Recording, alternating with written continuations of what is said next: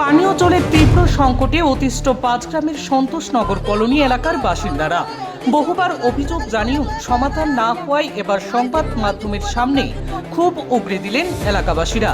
সমস্যার সমাধান না হলে বড়সড় আন্দোলনের হুঁশিয়ার দিয়ে রাখলেন। কাছাড় জেলার কাটিগড়া বিধানসভা সমষ্টির অধীনস্থ পাঁচগ্রাম অঞ্চলের সন্তোষনগর কলোনি সহ আশপাশের কয়েকটি এলাকায় দীর্ঘদিন ধরে পানীয় জলের তীব্র সংকট দেখা দিয়েছে।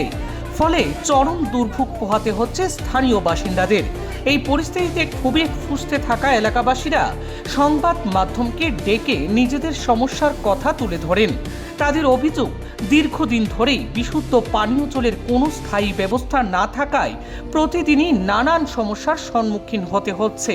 এলাকাবাসীদের দাবি, বিষয়টি নিয়ে বহুবার স্থানীয় পঞ্চায়েত প্রতিনিধি এবং জনস্বাস্থ্য কারিগরি বিভাগকে অবগত করা হলেও কোনো এক অজ্ঞাত কারণে যেন তারা কুম্ভকর্ণের ভূমিকা পালন করছে। গ্রামবাসীরা আরও জানান, দ্রুত সমস্যার সমাধান না হলে তারা বিষয়টি রাজ্যের মুখ্যমন্ত্রী হিমন্ত বিশ্ব শর্মার নজরে এনে হস্তক্ষেপের দাবি শোনাবেন। পাশাপাশি প্রয়োজনে বৃহত্তর আন্দোলনের পথেও নামার হুঁশিয়ারি দিয়ে রাখলেন এলাকাবাসীরা। স্থানীয় বাসিন্দাদের অভিযোগ, স্বাধীনতার এত বছর পরেও হিন্দু তপশিলি সম্প্রদায়ের বসবাসকারী এই এলাকার মৌলিক পরিষেবার থেকেও বঞ্চিত হয়ে রয়েছেন। স্থানীয় বিধায়ক, সাংসদ সহ জনপ্রতিনিধিদের দায়বদ্ধতা কোনোভাবেই যেন চোখে পড়ছে না তাদের। এদিন সংবাদ মাধ্যমের সামনে নিজেদের দুর্ভোগ ও ক্ষোভের কথা তুলে ধরে দ্রুত পানীয় জলের স্থায়ী সমাধানের দাবি জানান ভুক্তভোগী জনতারা।